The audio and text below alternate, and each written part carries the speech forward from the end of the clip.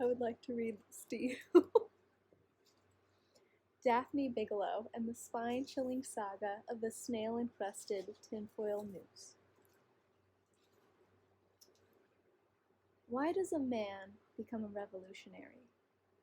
Just when is that precise instant of stark realization when he perceives with unmistakable clarity that he is but a humble tenpin in the cosmic bowling game of life, and that others are balls in that game? Look closely into the early private life of any great revolutionary, and you will find a girl. Somewhere along the line, a pair of elfin eyes put Karl Marx down so decisively that he went home and wrote the first words of his manifesto. I well remember my own turning point. Like most pivotal moments in our lives, it came unexpectedly, and in the guise of rare good fortune. Her name was Daphne Bigelow. Even now, 10 light years removed from the event, I cannot suppress a fugitive shiver of tremulous passion and dark yearning. Her skin was of the clearest, rarest form of pure, translucent alabaster.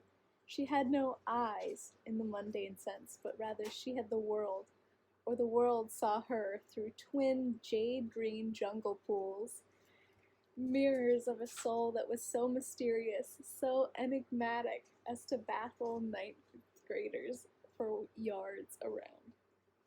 I hesitate to use such a pitifully inadequate word as hair to describe the nimbus of magic, that shifting cloud of iridescence that framed a face of such surpassing beauty that even Buddha would have thought long and hard before staring straight into it.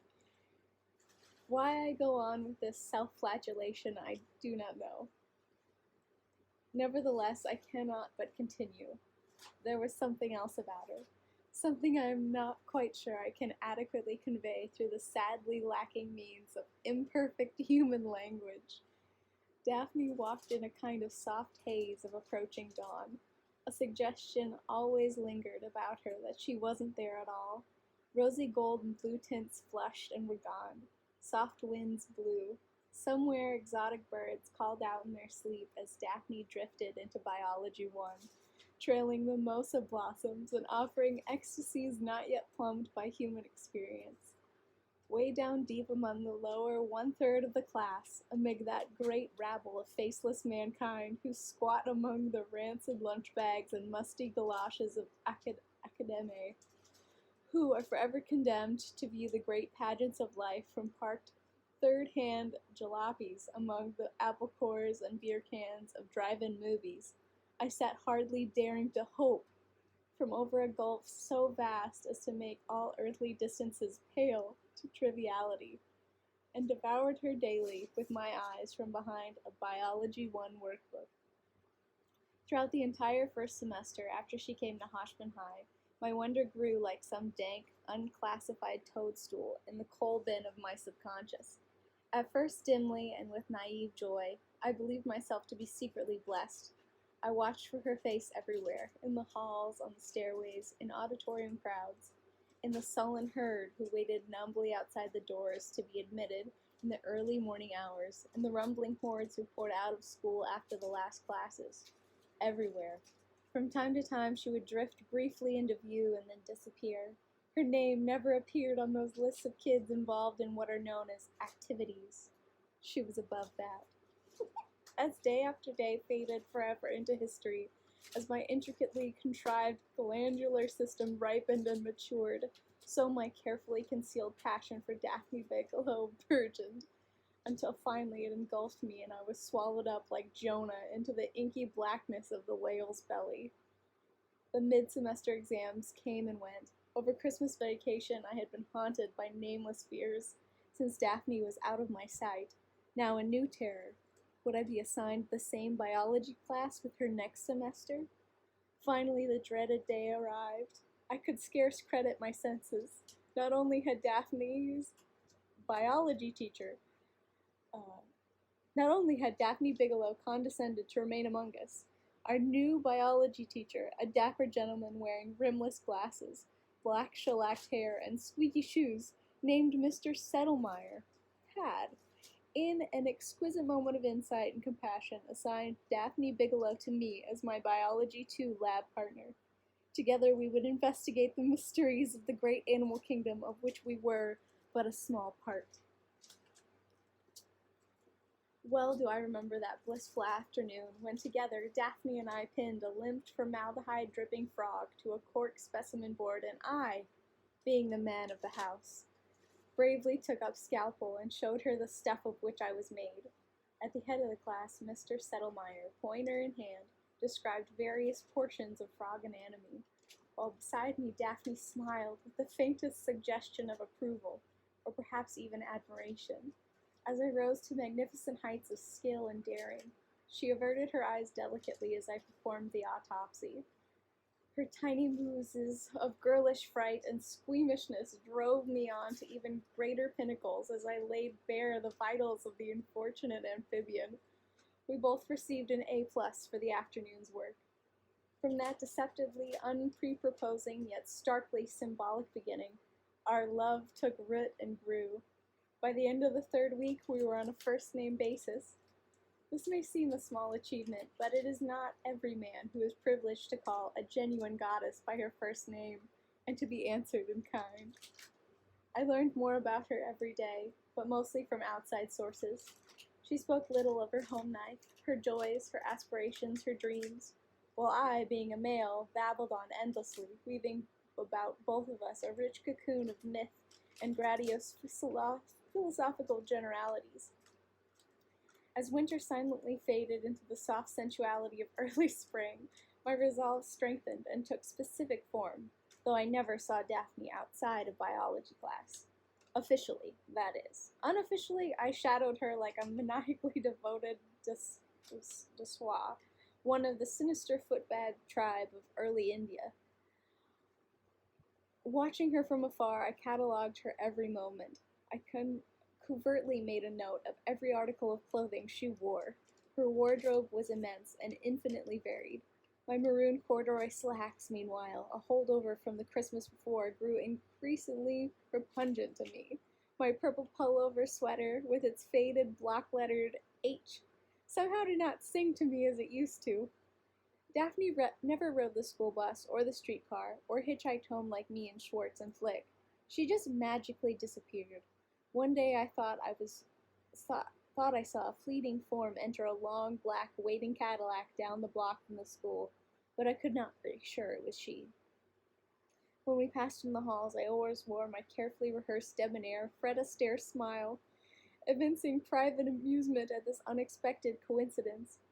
But she always smiled back, even more enigmatically, as she drifted past, always alone and aloof from the grubby normal kids' hoopla in high school life. The time of the spring dance was fast approaching. It was the custom for dates to exchange invitations well before the event.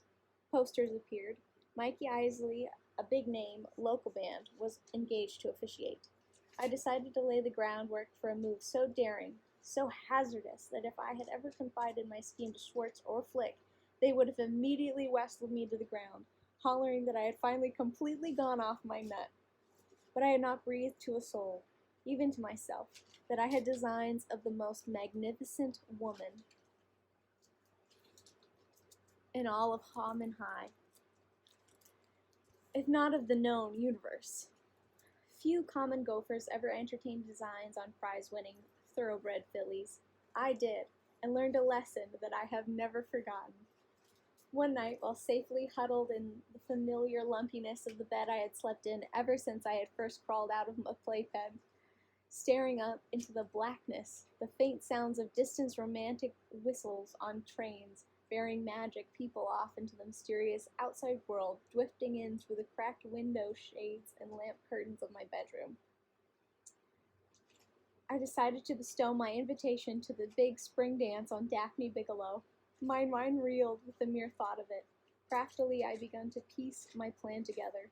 First, I must have a date, a casual, everyday date with her, and from there, inevitably, I would lead her to that dazzling ballroom where our love would finally be consummated in the throes of a dance I had zealously perfected in long hours of loose-limbed, sweaty practice, a dance that I knew neither Daphne nor any other woman alive could even resist. The Lindy. Among my peers, those who really appreciated subtle creativity, the beauty of the withheld statement, my Lindy knew no rivals. The next day, my sardonic martini dry wit during Biology 2 flickered like a flame as Daphne hunched next to me over a huge nightcrawler that together we were dissecting, the heady aroma of her exotic French perfume blending provocatively with the rich fumes of preserving alcohol and dead worm. My courage grew as my bonds mots became more and more epigrammatic. Oscar Wilde would have stood tongue-tied in my presence, and then casually amid a brilliant analysis of Mr. Settleman's teaching deficiencies, I prepared to drop my bomb. Oh, say, Daphne, pass me another roundhead pin. Snakily, I watched her from the corner of my eye as she turned her gaze away from the benighted nightcrawler and reached her delicate hand with infinite grace over to the pin box. For a moment, panic almost styled me. Her beauty was such that it took the breath away. Rallying quickly, however, I plunged on. I took the pin from her hand, the light brush of her fingers over mine sending goose pimples all the way down to my argyle socks and out the ventilation ports of my keds. Without thinking, I did it. It came out in a rush. Hey, buddy, would you want to have a date? Instantly, I bent over my friend, the deceased denizen of the other underground. A distinct ringing in my ears as the classroom faded from my consciousness, and I stood alone, unafraid, in the bull ring. From somewhere off, in the hazy distance, I heard a flute-like voice say softly, "What?" Did I detect of incredulity, or was it my imagination? I repeated my question, not daring to so much as glance at her. After a 3-century pause came the answer. When? From a distant auditorium, the school band struck up. 1812 Overture. Cannons roared, bugles blew. I had scored beyond my wildest dreams. The rest of the conversation went by and is now mercifully lost from memory. But I remember mumbling something about a John Wayne movie and that I would pick her up.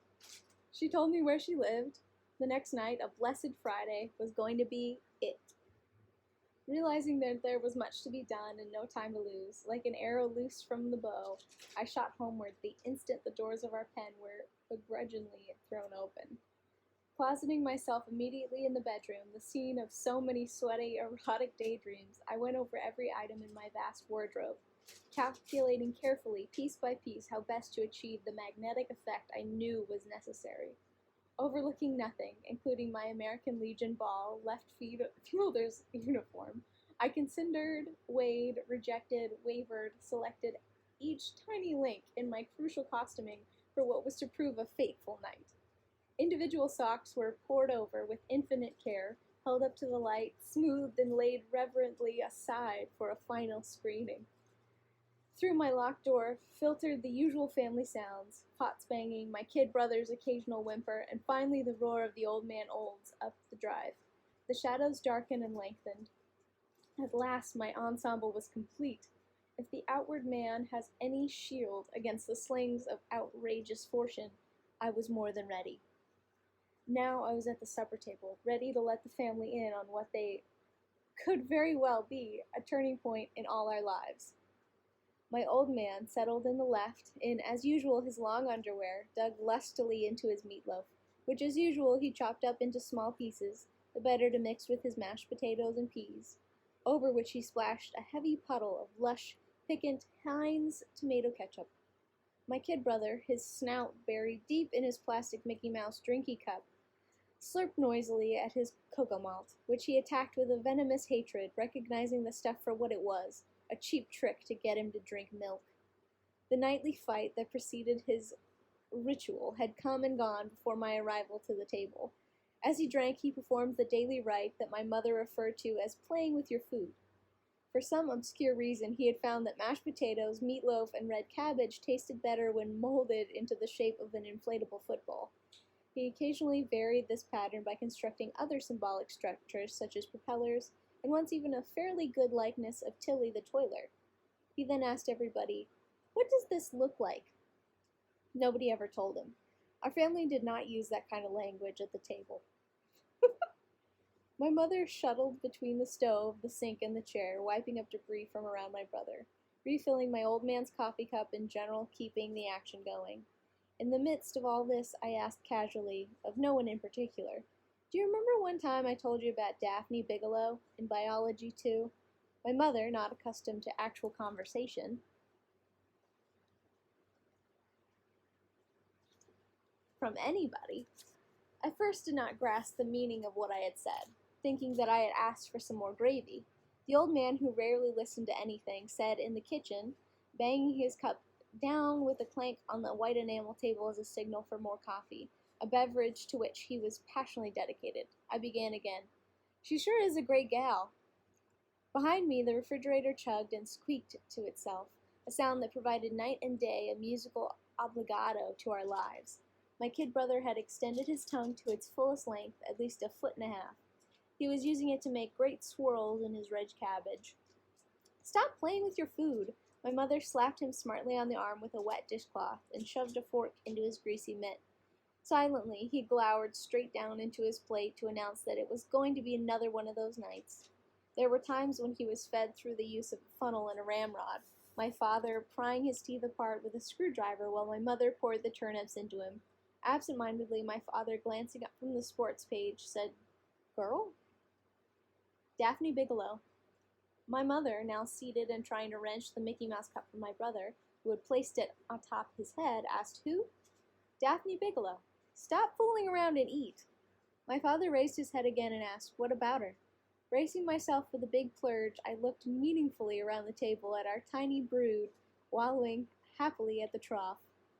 "Well, me and Daphne Bigelow are going on a date. I'm going to take her to the Orpheum to see John Wayne in Hearts Aflame at the Old Corral. She's really a great girl." It was out, irretrievably. "I'm going to take the bus and go over." The old man cut in, "The bus? Where does she live?"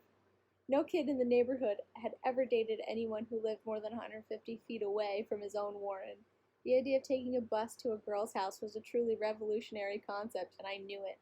Picking my words carefully, I laid the javelin home. "She lives over on Waverly Street on the north side." The north side! In one breath I had evoked an image of a land, a world so remote from ours, so inaccessible as to be almost outside the realm of reality. I might as well have said the North Pole. The north side was a legendary fairyland of vast lawns, great elm trees, and sprawling fiefdoms, reached only by private winding drives through landscaped wonderlands. My father, recognizing instantly the emergence of a new and possibly dangerous generation being nurtured in the bosom of his own home, was now alert and intensely interested. My mother lay back, suspecting a trick. He said, "Did you say Daphne Bigelow?" "Yeah." "On Waverly Street?" I had struck pay dirt. I played him like a rainbow trout on opening day. "Yeah, she's in my Biology 2 class."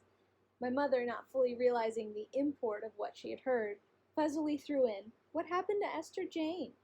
The faintest trace on an enigmatic smile curled the corners of my lips. My father carefully smoothed out his Chicago Herald American. He folded and refolded it with exaggerated care and then said, "Daphne Bigelow. I wonder if she's the daughter of Mr. Bigelow at the Second Calumet Region National Bank." "Isn't he that tall, thin man at the second cage?" asked my mother.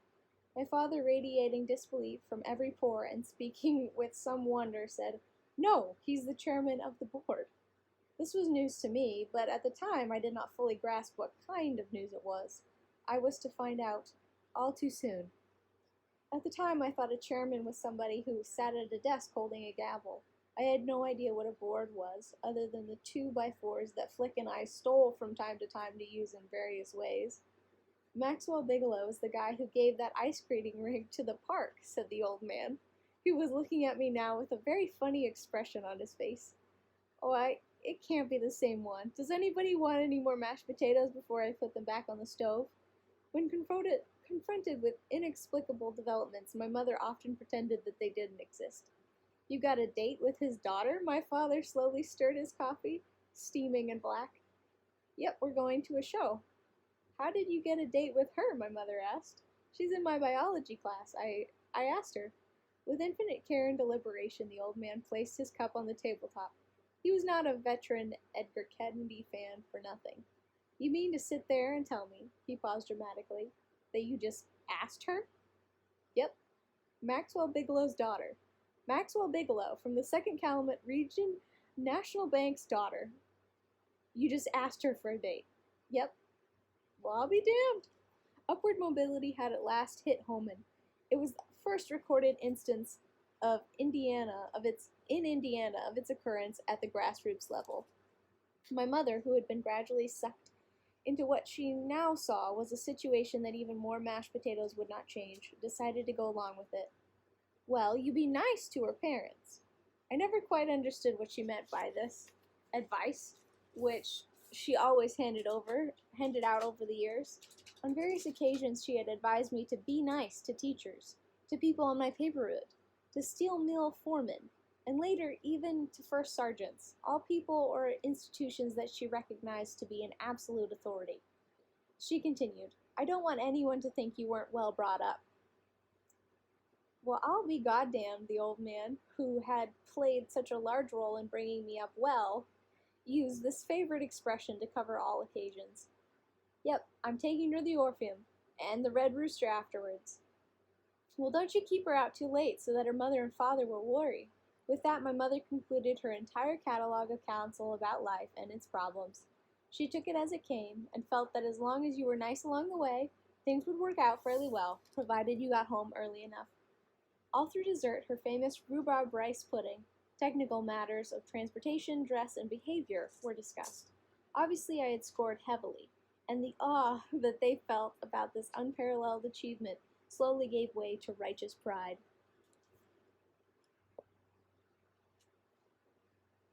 My old man unbuttoned the top of his long underwear and began to talk of great dates he had had in his freckless youth.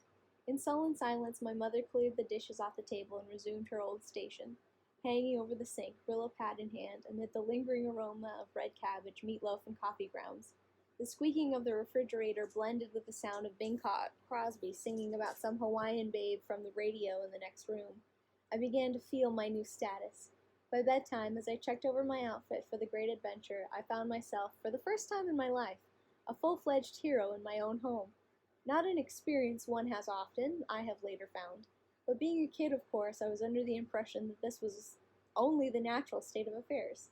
Later in the dark, incredibly witty things to say to Daphne tumbled over and over through my churning mind. I sifted through my assortment of jazzy stories, which I had picked up from the ball field and the gym. In the dark, I could see my lean, flanked figure escorting Daphne to a seat in the fabled lushness of the Orpheum. And then, whisked magically, we were in the #1 booth next to the jukebox at the Red Rooster. Casually, I drop a coin in the slot, and amid admiring bursts of applause, I demonstrate my matchless Lindy, waving casually for Bucky, the counterman, to knock together another of my specials. Daphne, her eyes shining in unabashed adoration, poured out her heart to me.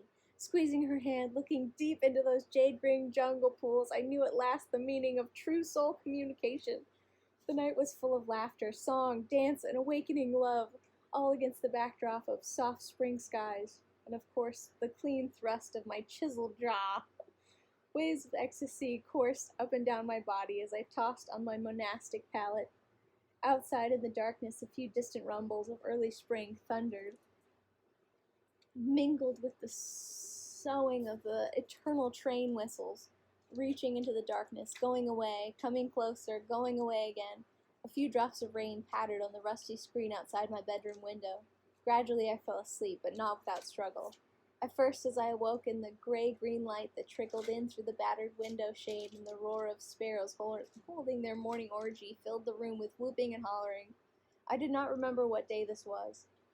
Then I noticed my #1, heavy artillery, important occasion sports coat hanging on the back of my bedroom door, and I knew this was D-Day. I dressed absent-mindedly in my school clothes, my mind deep in scheming. At the breakfast table, the aura of wonder was still rich and ripe.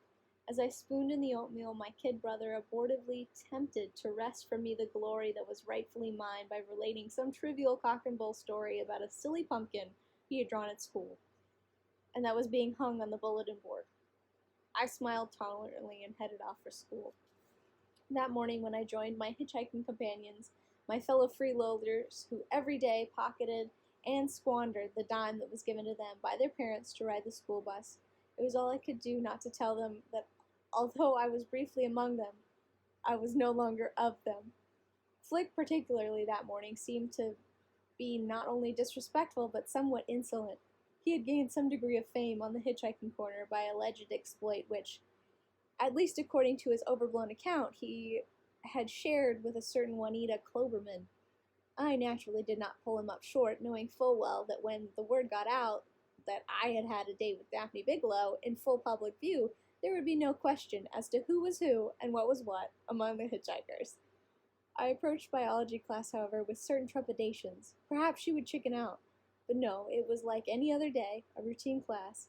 As I crouched over our pickled grasshopper, Daphne was as cool and detached, as chillingly beautiful as ever. But now, deep inside myself, there was a mounting, conspiratorial excitement that could not be denied. Almost at the very end of that session, in my most urbanly offhand manner, I came straight to the point. What time should I pick you up?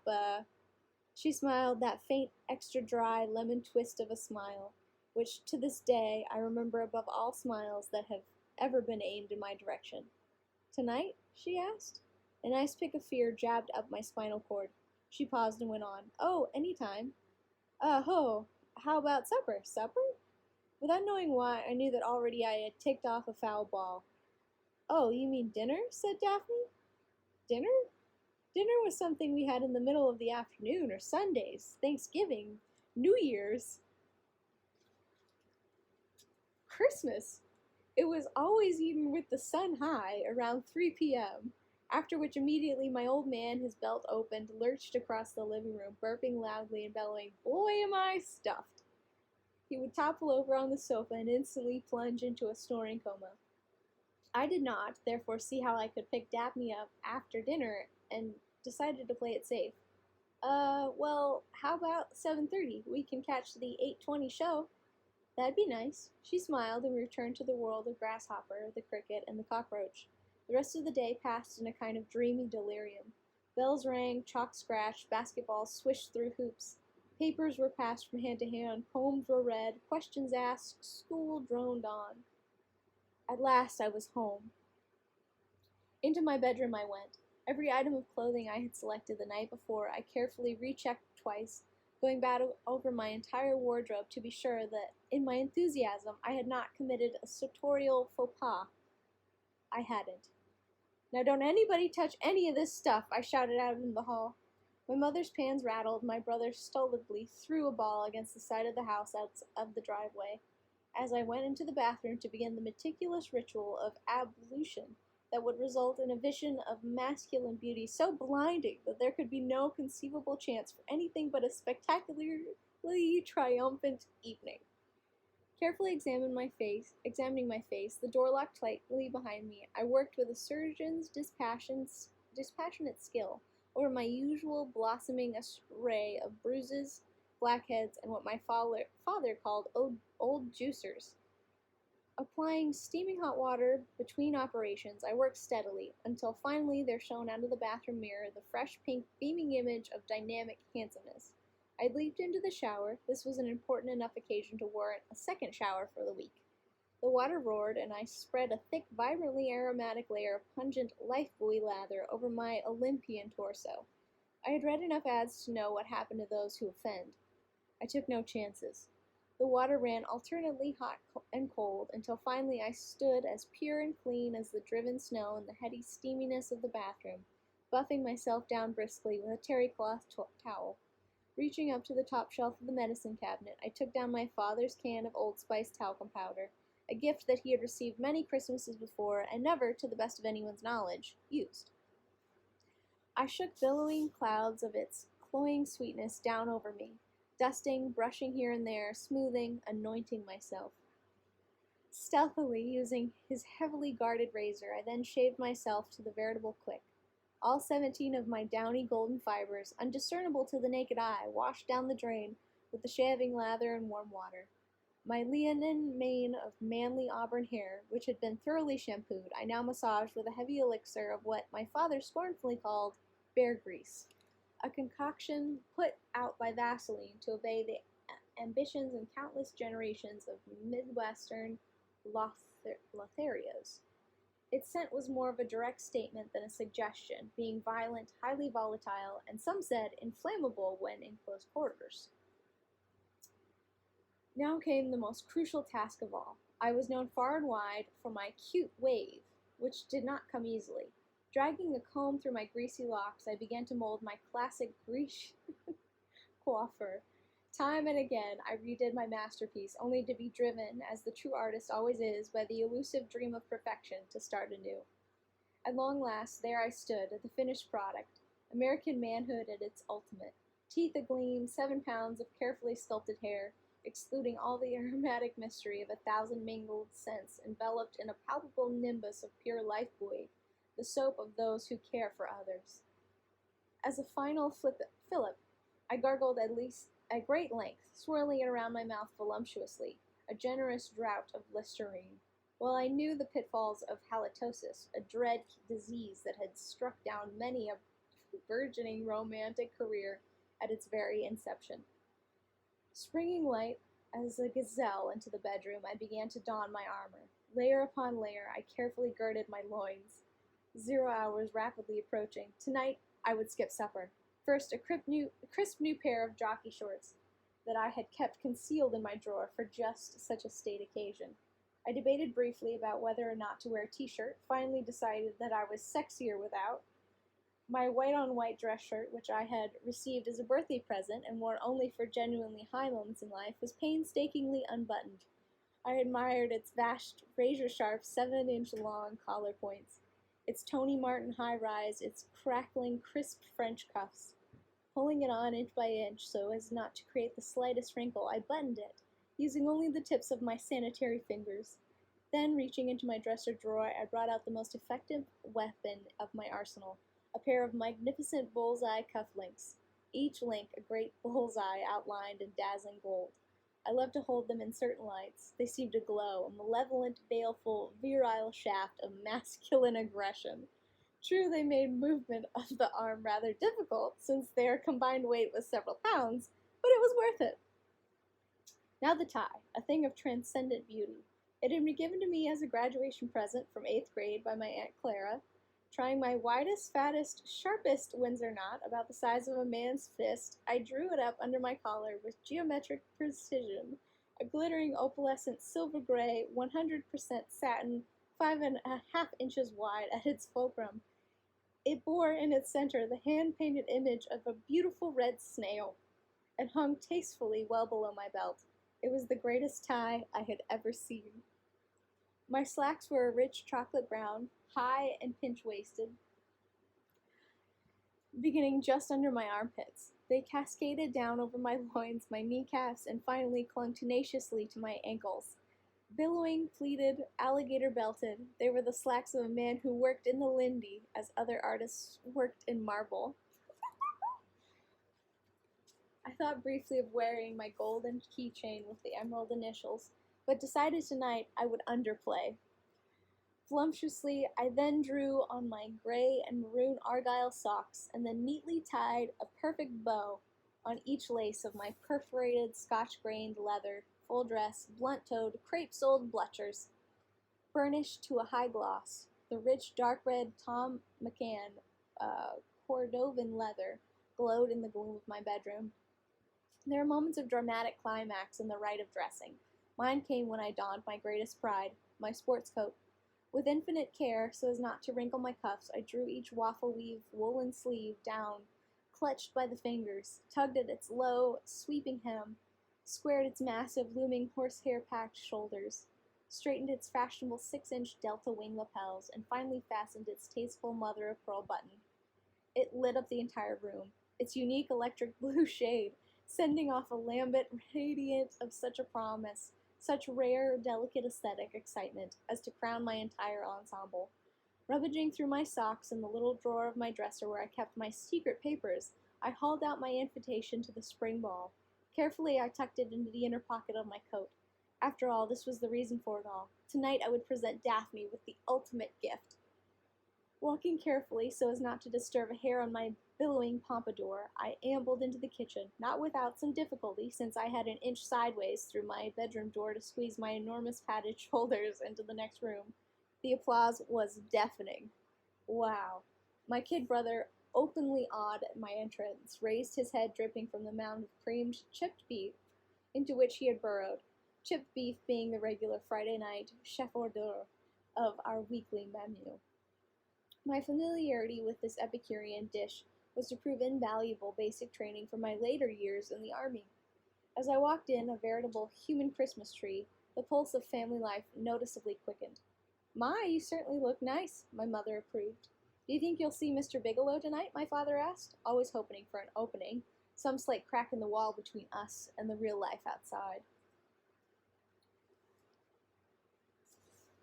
"I don't know," I answered, breathing pepsodent, Listerine, and Sen-Sen into the already rich mixture left permanently in the air of the kitchen by millions of boiled cabbage, fried bacon, souring milk, and moldering dish rags. "See if he looks like he does in the pictures in the paper," the old man said. "Well, I better get going." I glanced up at the clock hanging over the stove, a clock of purest white plastic, made in the form of a large chicken with two red hands. It didn't have actual numbers to mark the hours, instead golden plastic letters marched around the rim spelling out, "It hasn't scratched yet." My mother had gotten the clock by saving Bon and Me cleanser labels. It was considered the most beautiful thing in that part of the house. "Well, I'll see ya." My father smiled profoundly. My mother smiled proudly. My kid brother stared blankly, chewing slightly. With a casual flick of my left hand in farewell, I slipped out into the night. It was a cool evening, with just the slight edge of winter coldness to it.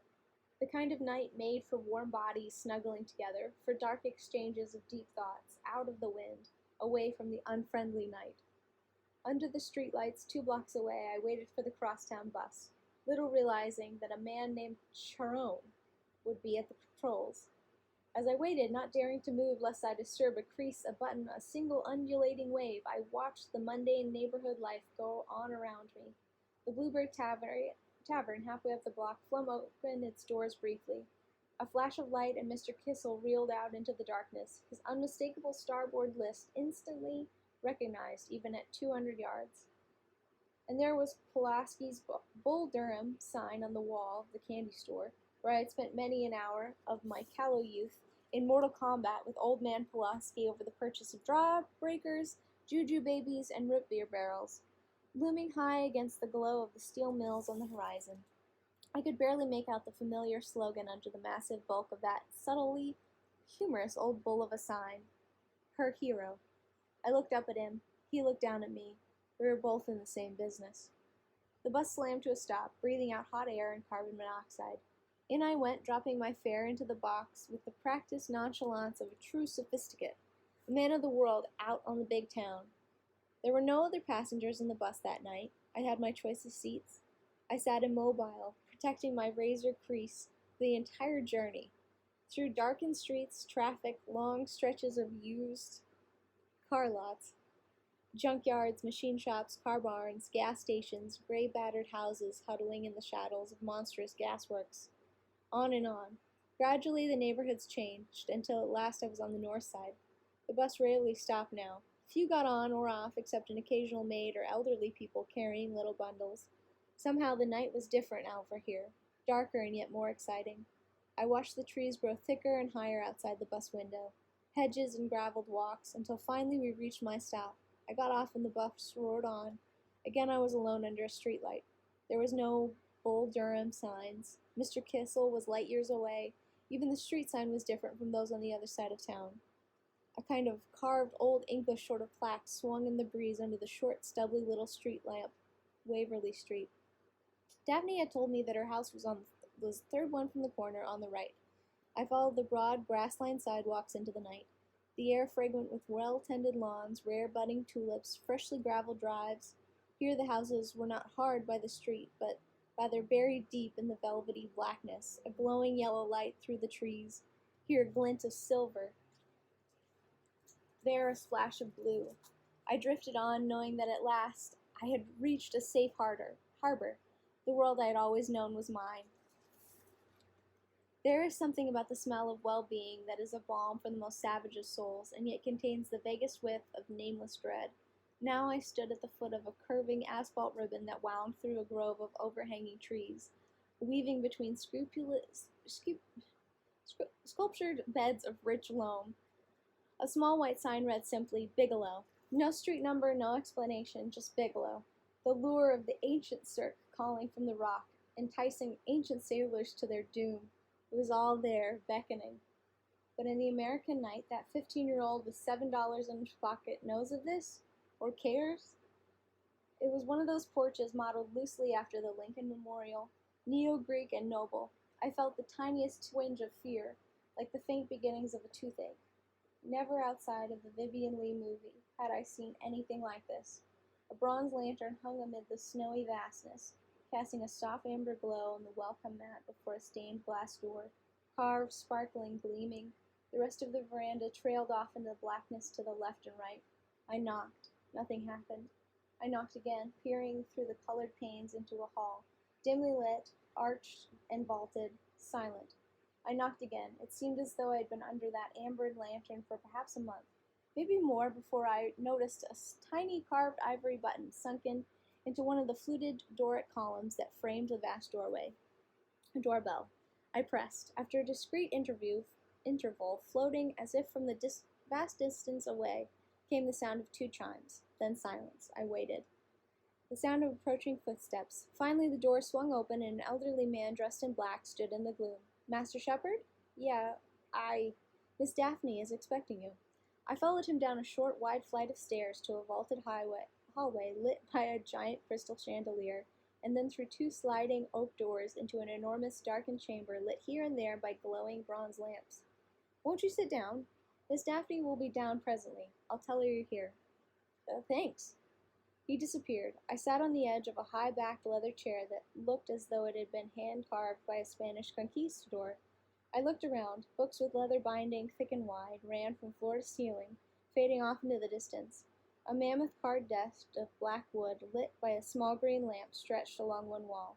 Above it, a tall man with white hair, wearing a black suit, holding a book in one hand, his other resting on a dark brown globe, looked down at me with a faint, familiar smile from a gigantic painting.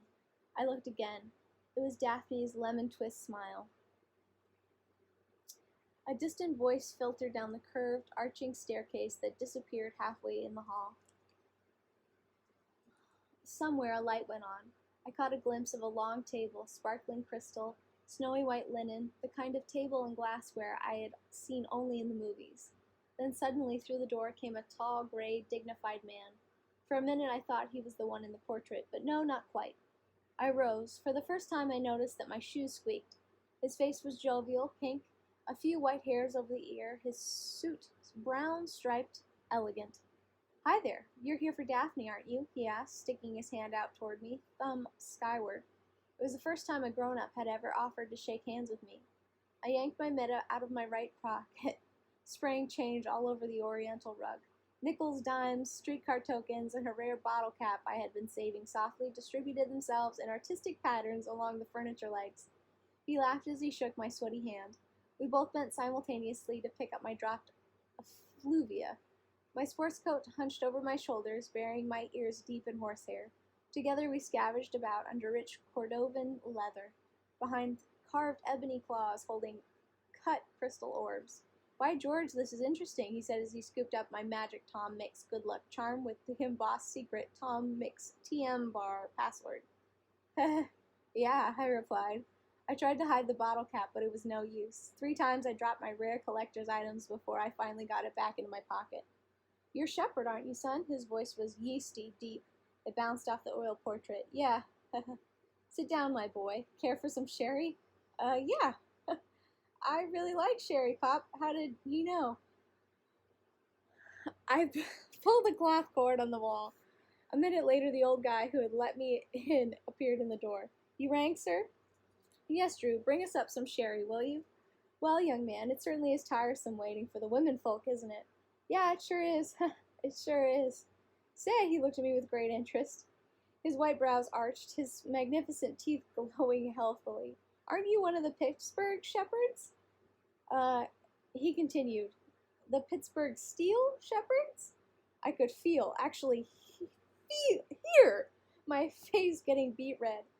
The Pittsburgh Steel Shepherds. All I knew about Pittsburgh was that the pirates came from there, but I did have an uncle who worked in the 40-inch soaking pits at the steel mill. I couldn't see how Mr.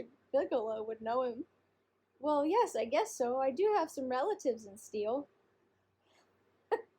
He slapped his knee and laughed. By George, I thought you looked like old Googie. I haven't seen the old rascal since our class reunion at New Haven.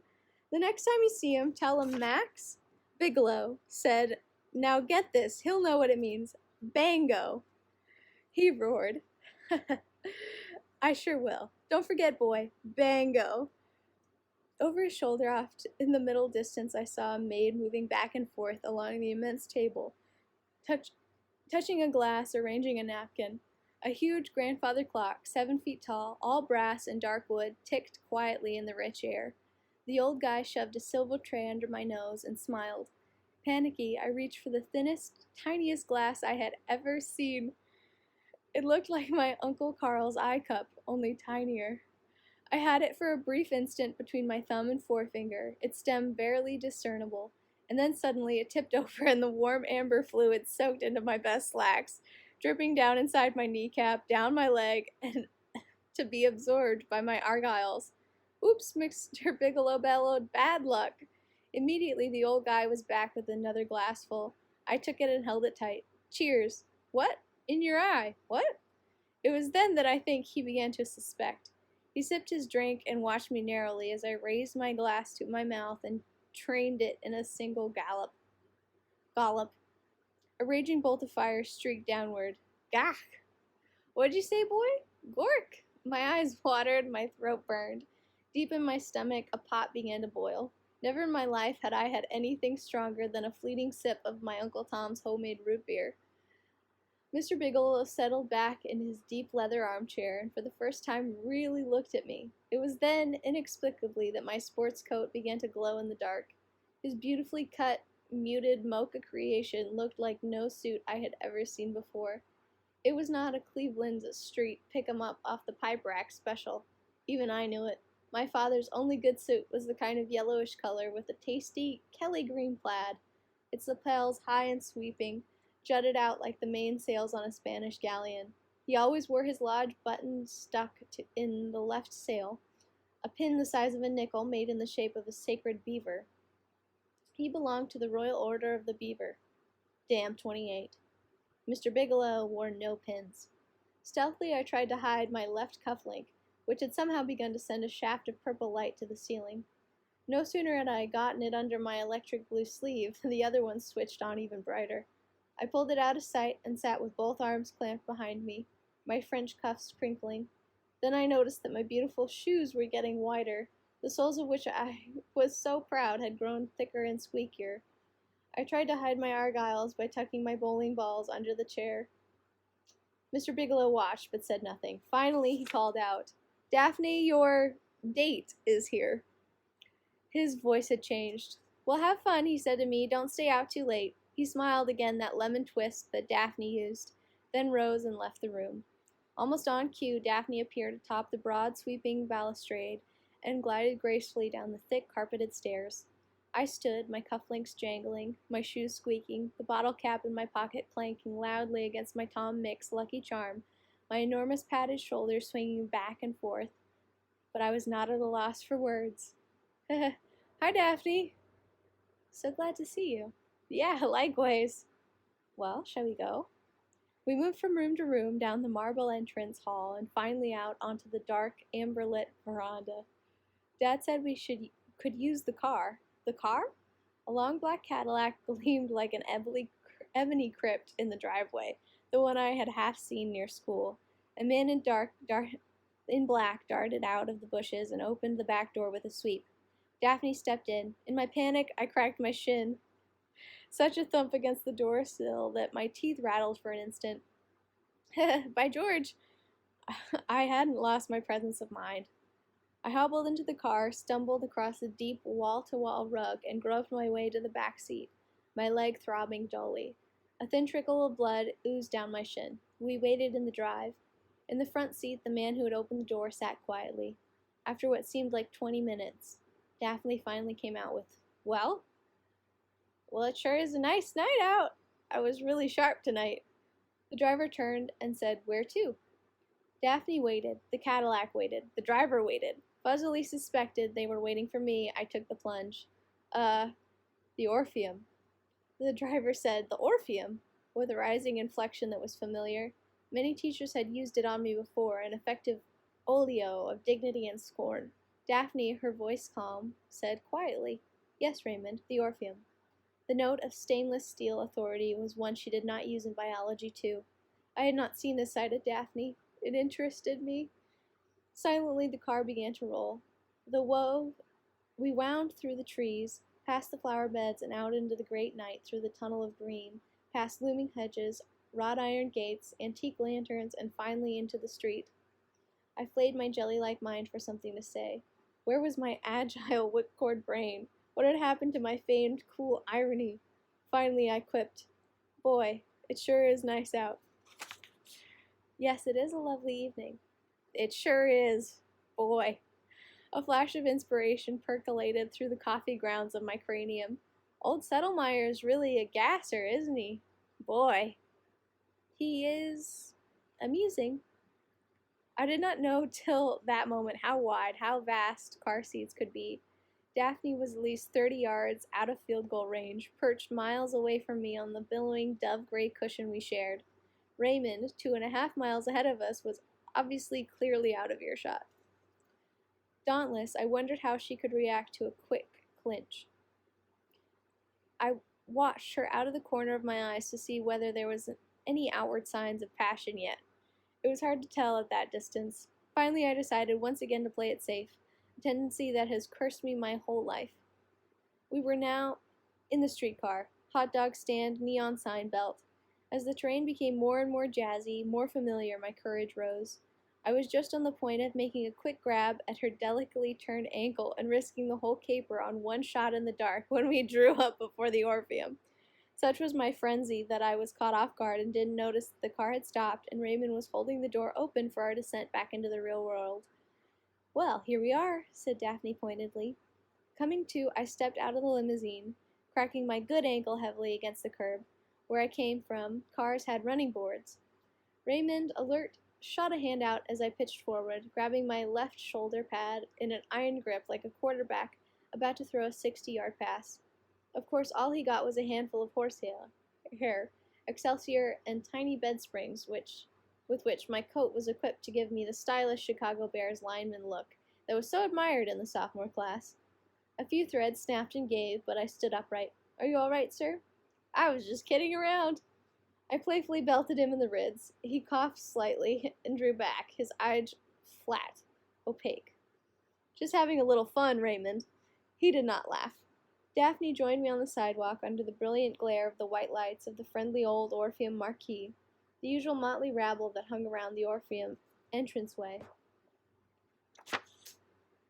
every night, to watch the girls go in, or just to look at the red and yellow posters displaying sinister Japanese soldiers tying Merle Oberon to 500-pound bombs, openly gawked at the black land yacht, Daphne, and my electric blue coat. Quickly I scanned the crowd, hoping for at least one envious face. There was none. I bought the tickets and we passed inside. Mr. Waskowski, who had replaced Mr. Doppler as manager after the infamous Orpheum gravy boat ride of my youth, took the 2 tickets, ripped them across, and dropped them in the slot with one motion. I tried to catch his eye in order to let Daphne know how widely known I was, but he ignored me. Into the blackness we went. Some of the more meaningful moments of my life had been spent in this dark, warm cocoon. The Orpheum had always seemed to me one of the greatest places in the world. With suave assurance, I convoyed Daphne safely down the littered aisle, popcorn crunching underfoot, ankle deep in candy wrappers, to my favorite row of seats, in the left-hand section halfway down. We sat directly behind a couple who, if not engaged in actual copulation, were certainly doing a good impersonation of it. On the screen, a 70-foot John Wayne glared stonily into the rolling hills. Since I had seen the picture twice before, I hoarsely outlined the part we had missed into Daphne's fragrant, shell-like ear, but I got the distinct impression of a lack of concentration on her part.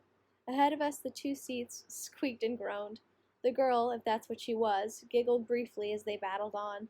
A masculine voice in the darkness ahead mingled with the soundtrack, overriding it sharply. "Ah, for Christ's sake, Nan, come on. Stop it!" The slap of flesh, sharply striking flesh, followed by a burst of raucous laughter. I became aware of a moment behind as a large knee crept up the back of my seat and rested on my right shoulder. It pushed forward, tilting my seat 3 or 4 inches nearer the combatants ahead.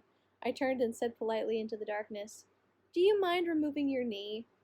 A blast of alcohol engulfed me. "Who's gonna make me, you son of a bitch?" Now in the Orpheum, under normal circumstances, this was a direct cue for action. For a moment I almost forgot myself. Fighting for control, however, I forced myself to ignore the outrage and said to Daphne through clenched teeth, "John Wayne is sure good." She said nothing. She was sitting bolt upright, a rare sight in the Orpheum, and seemed to be peering around in the darkness at the huddled figures that surround us. "Who you looking at, baby?" A merry-making steel worker asked bluntly. Another challenge. Daphne, tilting her head gracefully, whispered into my ear, "This is an interesting place." It had never occurred to me that the Orpheum was a very interesting place. At least not the way she put it. "Yeah, it's great. Really great." Somewhere far off to our right, someone unleashed a gigantic resonant bark. After a prolonged rasping gurgle, a guy really dredged it up from the bottom. Scattered applause and laughter followed. From the balcony, a shower of crackerjack drifted down over the center section, accompanied by 3 folded airplanes that danced briefly in silhouette over the western prairies. "Would you like some popcorn?" I asked. "No, thank you. How about a Coke? Maybe later." We sat numbly together in the rickety seats. Comparative calm reigned for half a reel or so, and then the final collapse of the evening began. During a tense moment on the screen, in dead silence as John Wayne waited for the attacking wrestlers to come over the hill, the audience crouched forward in nervous anticipation. Daphne herself showed discernible signs of interest. A low rumbling began. At first I thought it was the DC-3 flying over on its way to Chicago. It got closer and closer, louder and louder. It seemed to come from all directions at once, a low bass thrumping. It grew in volume. In the dark, my palms turned to ice. Oh God, no, not now. My stomach was rumbling. It was a great joke in the family that when I missed supper or a meal was late, the old gut would bang it out like an anvil. As the roaring gurgle sighed off into the distance like a freight train crossing a viaduct, the voice behind me, still on the muscle, barked out, "Cut it out, you slob!" More cackles. Daphne cleared her throat. "Excuse me," I said. After all, I didn't want the Bigelows to think I wasn't well brought up. My gut settled down to its regular idle after the first clarion blast and continued muttering throughout the movie. I had always taken the Orpheum for granted, all of it, but now I began to notice things that I had never been aware of. Somewhere off behind us there was a continual flushing of plumbing. I could hear the projector whirring, accompanied by a low-voiced, non-stop argument between the 2 operators. I hoped Daphne didn't notice, but she caught something else. "Certainly smells funny here." "What do you mean? You don't notice?" "Oh, yeah, sure." After all these years coming to the Orpheum, how was it I had never before been aware of all those feet? I sat quietly, sorting out scent after scent, hoping desperately that Daphne didn't recognize most of them. The picture neared the end. John Wade told Charles Bickford, the cattle baron, how he'd had to move 'cause he was the Roman kind. I knew it was now or never. My fingers crept softly over my knee, over the armrest, poised in the dark for a moment, and then dropped slowly over Daphne's exquisitely modeled hand. For a few seconds we sat unmoving, her fingers, cool and smooth, nestled in my sweaty palm. I stared straight ahead, afraid to break the spell. Even my stomach stopped rumbling out of respect for this magic moment. Ahead of us, the tangled couple had fallen into a comatose state, lulled perhaps by satiation, or maybe by the tender sentiments of hearts aflame at the old corral. Thus we sat to the final frame, the last slanting rays of the western sun outlining a lone rider galloping into the distance. The lights came up. Unfastening our hands, we moved together back up the aisle and out into the glare of the marquee. Welders, steam fitters, kids, old men wearing black hats pushed and shoved around us. The Cadillac waited, Raymond at the wheel. Daphne said the first thing either of us had uttered for hours, it seemed. "That was certainly a very interesting place. I'm really glad you brought me to it. Do you come here often? Nah, I just thought you might find it interesting. Well, it certainly was. We were back inside the chariot. Already its rich dove-gray aroma seemed homey and familiar to me. I was about to instruct Raymond to wheel us down to the old rooster when Daphne said in a small voice, "It's certainly late, isn't it? I had no idea how late it was." Raymond, without a word, turned his battleship against the traffic and we headed back toward the north side. For a few moments nothing was said as the limousine hummed silently along. The heady excitement of social triumph surged through me. Stealthily my hand crept like a predatory spider over a soft mohair, closer and closer to Daphne, as I whistled a few snatches from the home and high victory song. Raymond tooled on, coolly, discreetly, as the trees grew higher. The pivot hedges appeared and the neon signs receded. Closer and closer. We touched! For a single quivering instant, and then quietly she drew her hand away, laying it in her mysterious lap. "Did you finish that caterpillar drawing?" she asked. "Caterpillar drawing? In lab?" "Oh, yes. You can copy it Monday." We rode on in silence. I groped frantically for some feeble straw, some last bit of flotsam to cling to keep the conversation going. It was no use. "I sorta like Mr. Settlemeyer," she said finally. "He's all right, I guess." We pulled in the drive, up the veranda, and stopped. Raymond whipped the door open. This time I knew how to get out. Daphne took my hand and shook it. The second time it had happened in the same night. "I've had a very lovely time, and I want to thank you." "I had a great time too. It sure was great." "Raymond would like to drive you home." "Oh no, I'll walk. I live just a few blocks over on Harrison," I lied speculatively. "We'll see you in class. Good night." She was gone. "Sure you don't want to ride, bud?" Raymond had changed. Without a word, I turned and walked down the long, curving asphalt drive between the flower beds, under the trees, past the stone sundial, the iron gates, the white sign that read Bigelow, out into the night. Walked in my electric blue sports coat, my hated, rotten, crummy electric blue sports coat, its padding squishing and banging against my shoulder blades, its hem flapping against my knees. Walked with my long, fluttering tinfoil noose with its monster snail crawling up and down my despised, ridiculous tie. Walked in my booby, pleated, sacky clown pants. Walked in my Tony Martin collared, French cuffed, miserable jazzy shirt. Walked and walked. I had struck out. My old man had struck out. My mother had struck out. Even my kid brother had struck out. I sailed my Tom Mix Lucky Charm off across the street toward a delicate lacy gazebo and walked on, mile after mile, through leafy streets, under catalpa trees, eventually past lurking pool halls, taverns, junkyards, used card lots. I never knew it was so far to the north side. Finally I walked under the Bull Durham sign, past the Bluebird, up the back steps, through the screen door and into the kitchen. It was then I remembered, for the first time, that the invitation to the spring ball was still in my pocket. I breathed in the aroma of red cabbage, spilled ketchup, fermenting Brillo pads, my mother's Chinese red chenille bathrobe. Opening the refrigerator, I peered into the last fragrant interior. A dish of yellow peas from last week, a meatball with a bite out of it, what was left of a baked ham, a plastic container with some pickled beets. Home. Smelly home. Grabbing the meatball, I stuffed it in my mouth, washing it down with milk from the bottle, and was about to rip off a piece of ham when the kitchen light blasted on. Her hair in curlers, her bathrobe hanging limply, my mother beamed sleepily. "Did you have a good time?" "Sure did." "Were you nice to them?" "Yep." "Well, that's nice. I don't want them to think you weren't brought up well." "Well, hurry to bed." "Okay, night." I finished the food, snapped off the light, stumbled through the dark into my bedroom, removed my repulsive sports coat and my pleated slacks, smelling faintly of sherry, and threw them in the corner next to my baseball bats. I sat on the edge of my bed in the dark. A sparrow rustled under the eaves outside the window. In the next room my kid brother muttered in his sleep. The sink burped moodily. The refrigerator chugged and squeaked. I thought briefly of that long table, with all the crystal and the maid touching things here and there. I wondered idly if Esther Jane Albury had gotten her an invitation to the spring ball yet. Then I lay back on my lumpy mattress and finally fell asleep, but not without a struggle.